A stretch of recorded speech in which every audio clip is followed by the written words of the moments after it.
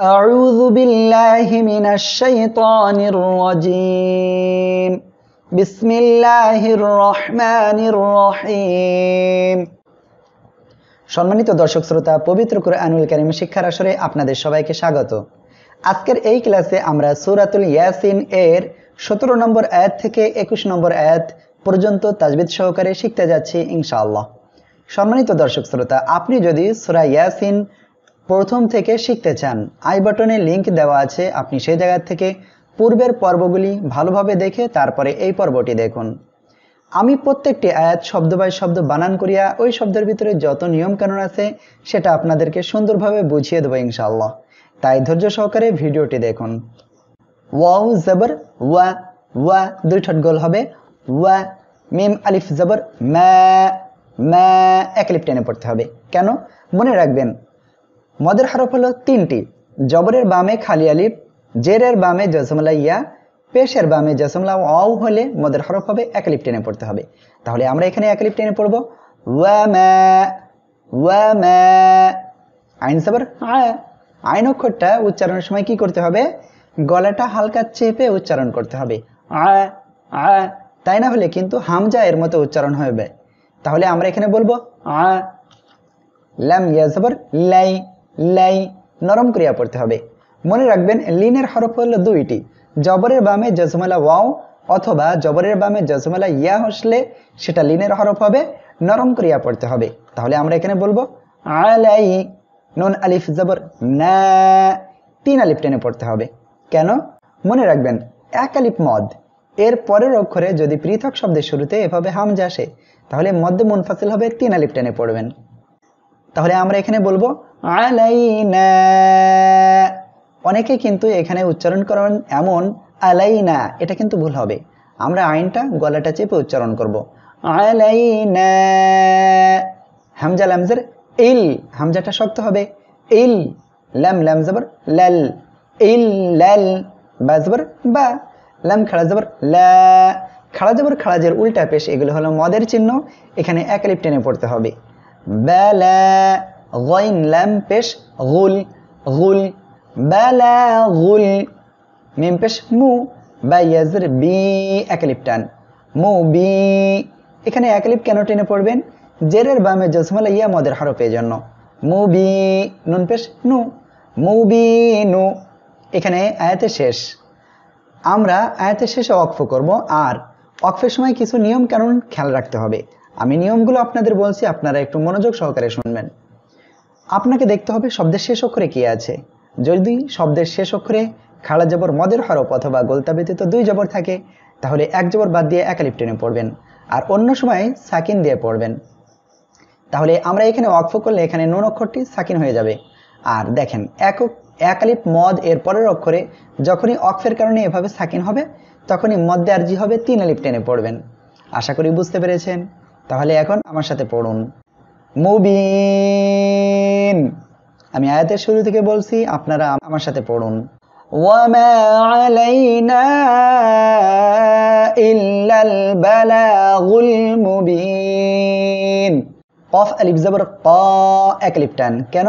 জবরের বামে খালি আলিফ মদের হরফ, এক আলিফ টেনে পড়তে হবে। লাম ওয়াও পেশ লু, তিন আলিফ টেনে পড়তে হবে মধ্যে মুনফাসিলের জন্য। কেন হবে মধ্যে মুনফাসিল? এক আলিফ মদ, পেশের বামে জজমলা ওয়াও, এখানে এক আলিফ মদ, এরপরে পৃথক শব্দের শুরুতে হামজা আসছে, মধ্যে মুনফাসিল, তিন আলিফ টেনে পড়বেন। ক্বালু হামজা নুনজার ইন, ইন হামজাটা শক্ত আকারে পড়তে হবে।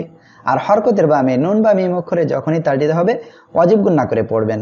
ইন নুন আলিফ জবর না, এক আলিফ টেনে পড়বেন।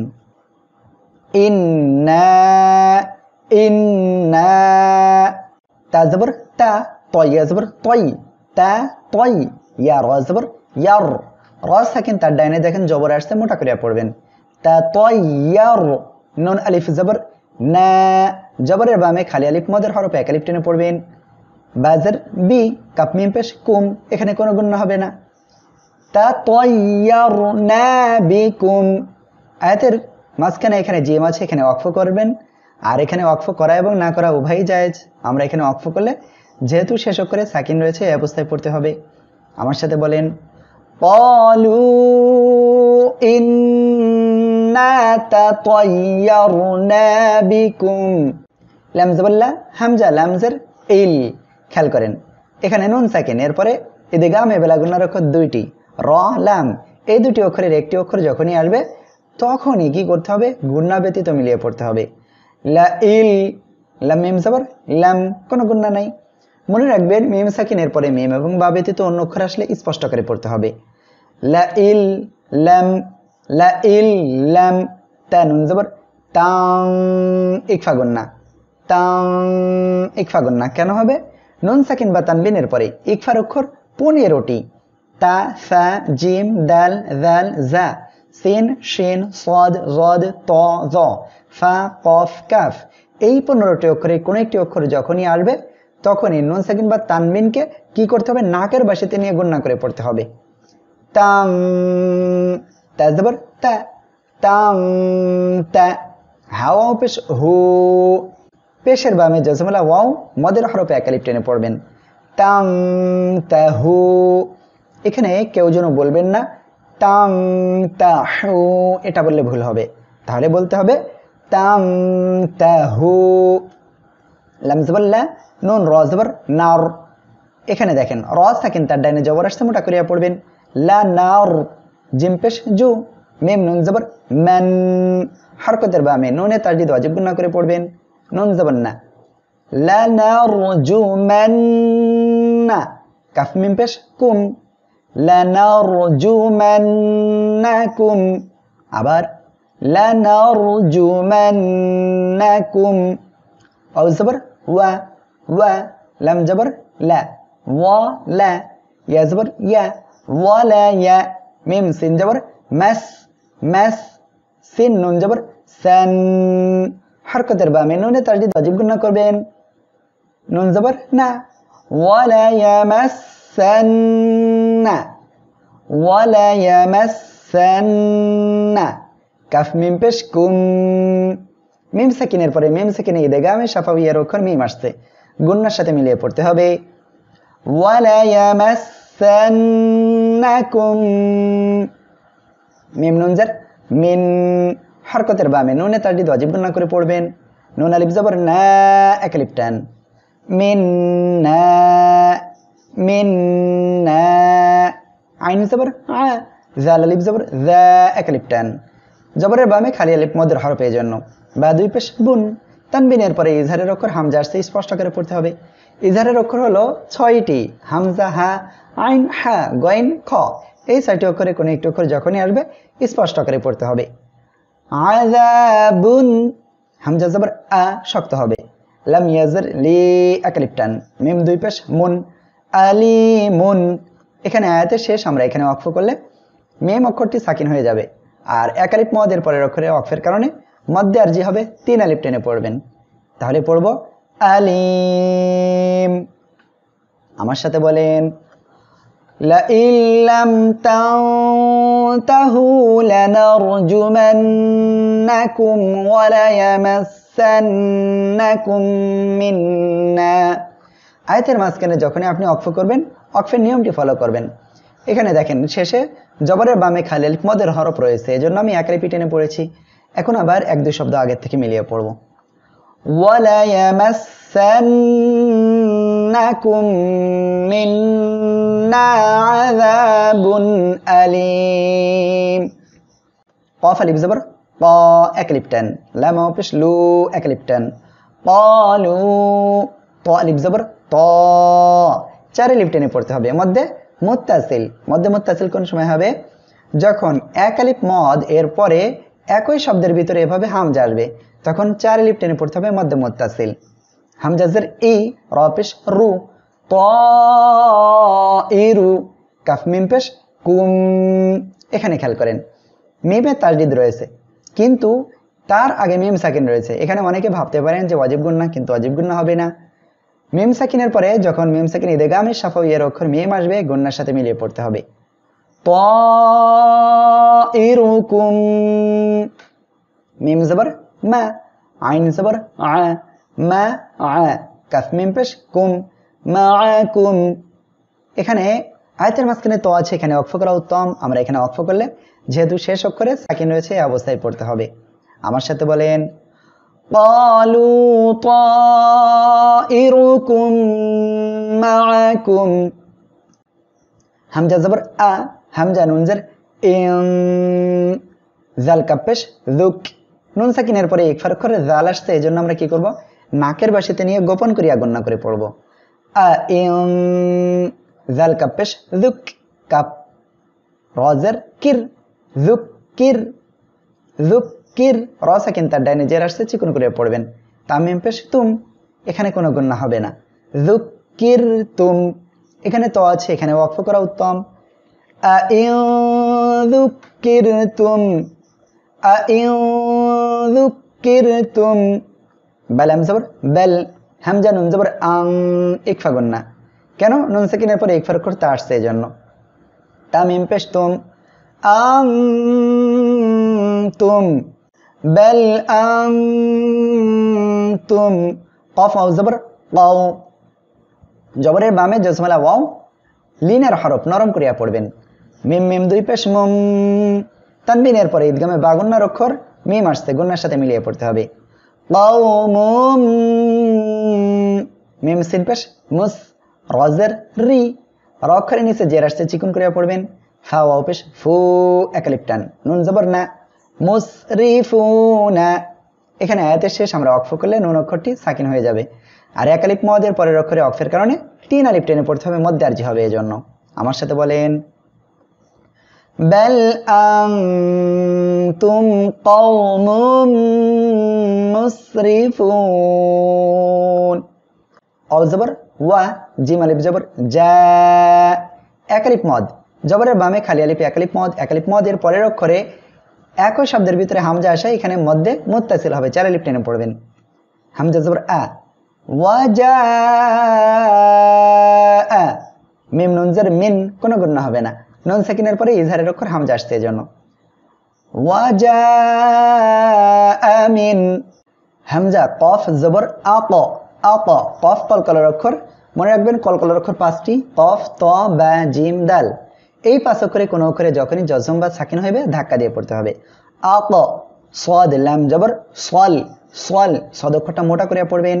আক সাল, কেউ যেন বলবেন না আক সাল, এটা বললে ভুল হবে, এটা বলতে হবে আক সাল। মিম জবর মা, দাল ইয়াজর দে, একালিফ টান, নুন জবর না, তাজতি, মাদিনাতি, মাদিনাতি। র জবর র, র অক্ষরের উপরে জবর আসছে, মোটা করে পড়তে হবে। জিম পেশ জু, রজু, লাম ইয়া দুই পেশ লুই, তানবিনের পরে ঈদগামে বা গুন্নার অক্ষর ইয়া আসছে, গুন্নার সাথে মিলিয়ে পড়বেন। রজুলুই, ইয়াসিন জবর ইয়াস, ইয়াস, আইন খাড়া জবর আয়া, একালিফ টান, ইয়াস আয়া, ইয়াস আয়া। আমরা এখানে দেখতে পাচ্ছি এরপরে আর কোনো কিছু নাই এই পৃষ্ঠায়। এখন আমরা এই জায়গায় ওয়াকফ করব, আর ওয়াকফ করলে যেহেতু শেষ অক্ষরে খাড়া জবর রয়েছে, আমরা একালিফ টেনে পড়ব, তারপরে আবার পরবর্তী পৃষ্ঠা থেকে আবার মিলিয়ে পড়ব। ওয়াজা মিন আকসাল মাদিনাতি রাজুলুন ইয়াসআ। আমরা গত পৃষ্ঠায় এই পর্যন্ত পড়েছি, এখন তারপরে থেকে পড়ব। কফ আলিফ জবর ক, একালিফ টান, লাম জবর লা, ক্বালা, ইয়া খাড়া জবর ইয়া, একালিফ টান। কফ অও জবর কও, কফ অও জবর কও, নরম করিয়া পড়তে হবে। ইয়া কও, মিম তাজর মিত, ক্বালা ইয়া কওমিত, তাজবুত্তা বাজর বি, তাবি, আইন পেশ, আইন লাম পেশ উল, তাবিউল। মিম র পেশ মুর, র সাকিন তার ডাইনে পেশ আসছে, মোটা করিয়া পড়তে হবে। সিন জবর সা, লাম ইয়াজর লি, একালিফ টান, নুন জবর না, মুরসালিনা। আয়াতের শেষ এখানে আমরা এখানে ওয়াকফ করলে নুন অক্ষরটি সাকিন হয়ে যাবে, তখন একালিফ মদের পরের অক্ষরে ওয়াকফের কারণে 3 আলিফ টেনে পড়তে হবে। তাহলে এখানে পড়ব মুরসালিন। আমার সাথে বলেন রাজুলুন ইয়াসআ ক্বালা ইয়া কওমি ইত্তাবিউল মুরসালিন। সম্মানিত দর্শক শ্রোতা, এখানে দেখেন আয়াতের শুরুতে হামজা রয়েছে, তারপরে তা রয়েছে, আর তা অক্ষরের পরে তারদিদ রয়েছে। এখন আমরা এই জায়গায় হামজাটা জের ধরে পড়ব। হামজা তাজের ইত, তাজবর তা, ইত্তা বাজের বি আইন ওয়াও পেশ উ এক আলিফ টান পেশের বামে জজমলা ওয়াও মদের হরফের জন্য ইত্তাবিউ মিম লাম জবর মাল নুন সাকিনের পরে ইদগামে বেলা গুন্না রক্ষা লাম আসতে গুন্না ছাড়া পড়তে হবে মিলিয়ে মাল লাম আলিফ জবর লা এক আলিফ টান মাল লা ইয়াসিন জবর ইয়াস হামজা জবর আ লাম পেশ লু ইয়াস আলু কাফ মিম পেশ কুম কোনো গুন্না হবে না ইয়াস আলুকুম ইয়াস আলুকুম হামজা জিম জবর আজ জিম কলকলার অক্ষর সাকিন অবস্থায় আছে ধাক্কা দিয়ে পড়তে হবে আজ র ওয়াও দুই জবর রাউ ইদগামে বা গুন্না গুন্নার সাথে মিলিয়ে পড়বেন আজ রাউ ওয়াও জবর ওয়া হা মিম পেশ হুম এখানে দেখেন মিম সাকিনের পরে মিম সাকিন ইদগামে শাফাইয়ের অক্ষর মিম আসছে এজন্য এখানেও গুন্নার সাথে মিলিয়ে পড়তে হবে ওয়া হুম মিম হা পেশ মুহ তা জবর তা মুহ তা দাল ওয়াও পেশ দু এক আলিফ টান নুন জবর না মুহতাদুনা এখানে আয়াতের শেষ আমরা ওয়াকফ করলে নুন সাকিন হয়ে যাবে আর এক আলিফ মদ এর পরের অক্ষরে ওয়াকফের কারণে সাকিন হওয়ায় তিন আলিফ টেনে পড়বেন তাহলে পড়ব মুহতাদুন